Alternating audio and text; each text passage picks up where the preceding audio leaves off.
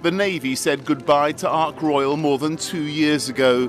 Its attention is now firmly focused on the future, and this is it. Now recognisably an aircraft carrier, this is HMS Queen Elizabeth, being assembled at Rosyth in Scotland, costing billions of pounds and weighing in at 65,000 tonnes. She'll be bigger and more advanced than any of her predecessors. This is the flight deck of the Queen Elizabeth.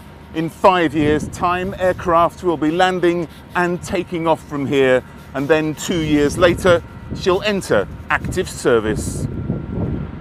Large parts of her, including this 6,000-ton section of bow and one of her 2 control towers, were built at the BAE shipyard in Portsmouth and taken by barge to Scotland, where they've been welded together to help make her whole. It's awe-inspiring when you're so used to a large piece of the ship that we've lived with in Portsmouth for about 28 months. To see it completely dwarfed here is absolutely amazing. Although she won't enter the water until next year, much of her is already complete. Inside, she's been kitted out with much of her electrics, plumbing and essential equipment already in place. We're actually stood in the ship's bakery. This is where they're going to make the bread for the crew.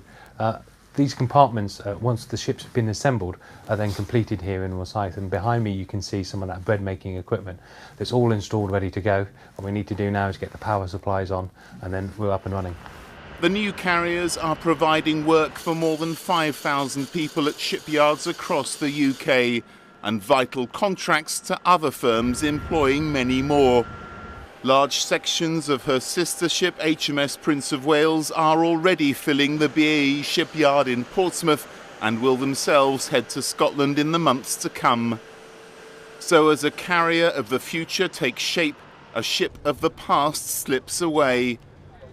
Those sad to see Ark Royal go have 3 years to wait until the first of her bigger, better replacements arrives in Portsmouth in the summer of 2016. Richard Jones, ITV News, Scotland.